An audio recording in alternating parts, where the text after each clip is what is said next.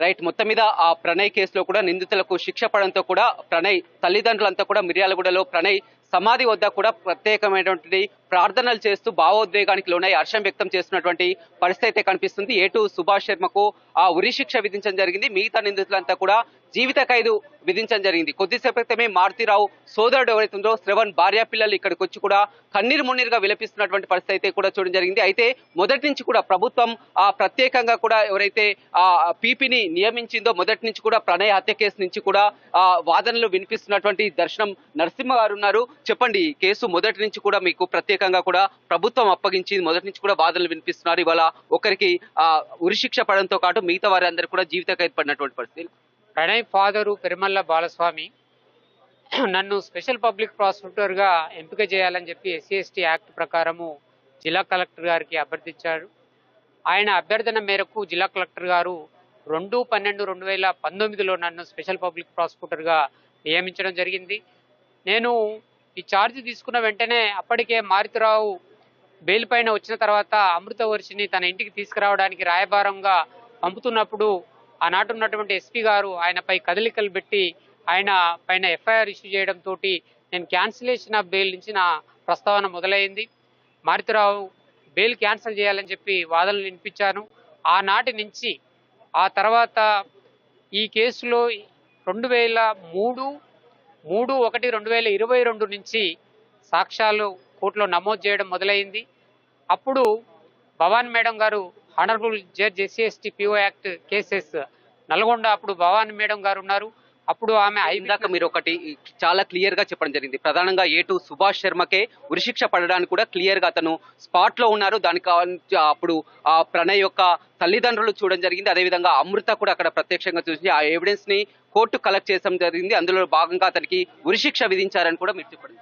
అవును, ప్రత్యక్ష సాక్షులుగా జ్యోతి హాస్పిటల్ ముందు జరిగినటువంటి దారుణ హత్యను సుభాష్ కుమార్ శర్మ ప్రణయ్ కుమార్ను హత్య చేసినటువంటి సంఘటనను అమృతవర్షిని అట్లాగే ప్రణయ్ వాళ్ళ మదరు ప్రేమలత ఐ విట్నెస్లుగా ఉన్నారు. సంఘటనను వాళ్ళు కళ్ళతో స్పష్టంగా చూసినది. ఆ తర్వాత జ్యోతి హాస్పిటల్లో ఇన్స్టాల్ చేసినటువంటి సీసీ ఫుటేజ్ కూడా ఈ కేసులో కీలకంగా మారింది. ఆ సాక్ష్యం కూడా అట్లాగే సుభాష్ కుమార్ శర్మ నేరానికి ముందు ఎక్కడెక్కడైతే షెల్టర్లు తీసుకున్నాడో, లాడ్జిలో ఉన్నాడో, అది అనుపమ హోటల్ హైదరాబాద్ మలకపేట కావచ్చు, సవేరా హోటల్ నల్గొండ కావచ్చు, నార్కెట్పల్లిలో ఉన్న వేణుగోపాల స్వామి హోటల్ కావచ్చు, అతను ఎక్కడెక్కడైతే ఉన్నాడో అక్కడ సమాచారాన్ని పూర్తిగా డాక్యుమెంటరీ ఎవిడెన్స్ను కలెక్ట్ చేయడము, ఆ తర్వాత నేరస్తులు వాడినటువంటి మొబైల్ ఫోన్లు రిట్రైవ్ చేయడము, సమాచారాన్ని సేకరించడము, FSL పంపించడము, టవర్ లొకేషన్ కలెక్ట్ చేయడము, మొత్తంగా documentary evidence, oral evidence, scientific evidence ఇవన్నీ కూడా కోర్టులో ప్రొడ్యూస్ చేయడం జరిగింది. ఇన్వెస్టిగేషన్ ఆఫీసర్గా ఆ ఎవిడెన్స్ మొత్తం కూడా ప్రాసిక్యూషన్ సక్సెస్ఫుల్ గా ఎస్టాబ్లిష్ చేయడం జరిగింది. దాదాపు 78 మంది సాక్షులను విచారించడం జరిగింది. దాదాపు 293 ఎగ్జిబిట్స్ మార్క్ అయినాయి. మెటీరియల్ ఆబ్జెక్ట్స్ గా 1 నుంచి 30 మెటీరియల్ ఆబ్జెక్ట్స్ వెపన్తో సహా కోర్టు ముందర పెట్టాము.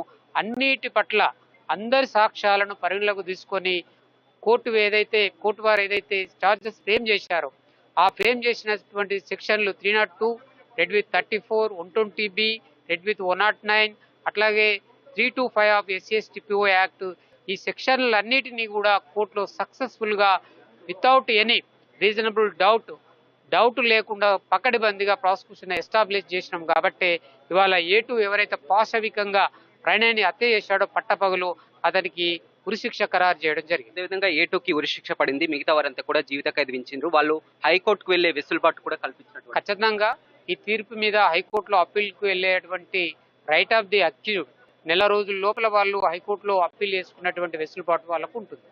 ఈ కేసులో కూడా A1 మారుతిరావు ఉన్నారు. అప్పుడే ఆత్మహత్య చేసుకొని చనిపోవడం జరిగింది. ఒకవేళ మారుతిరావే ఉన్నట్లయితే ఎలా ఉండేది? ఖచ్చితంగా అతను కూడా నాకు తెలిసి తగిన శిక్ష పడే అవకాశమే ఉంది. ఏటుతో పాటు అతను కూడా శిక్ష అర్హుడే అనేది చెప్పవచ్చు. రైట్, చూడొచ్చు. ప్రత్యేకంగా పీపీ చెప్తున్నటువంటి ప్రకారం ఏటు సుభాష్ శర్మకే ఉరిశిక్ష పడడానికి కూడా ప్రధానమైనటువంటి కారణం ఆన్ ది స్పాట్ లో అక్కడ మొత్తం హత్య చేసే కోణంలో క్లియర్ గా ఎవిడెన్స్ ఉండడం జరిగింది. అదేవిధంగా ప్రణయ్ తల్లి ప్రణయ్ తల్లి అదేవిధంగా అమృత ఇద్దరు కూడా వారంతా సాక్ష్యం చెప్పడం జరిగింది. అదేవిధంగా సుభాష్ శర్మనే కీలకంగా కూడా వ్యవహరించి సుభాష్ శర్మకు ఉరిశిక్ష విధించడం జరిగింది. మిగతా నిందితులు ఎవరైతే ఉన్నారో మహమ్మద్ బారీ కానీ, అజ్గల్ అరీ కానీ, శ్రవణ్ కానీ, అదేవిధంగా కరీం, శివ, నిజాం వీరందరికీ కూడా జీవిత ఖైదు విధించడం జరిగింది.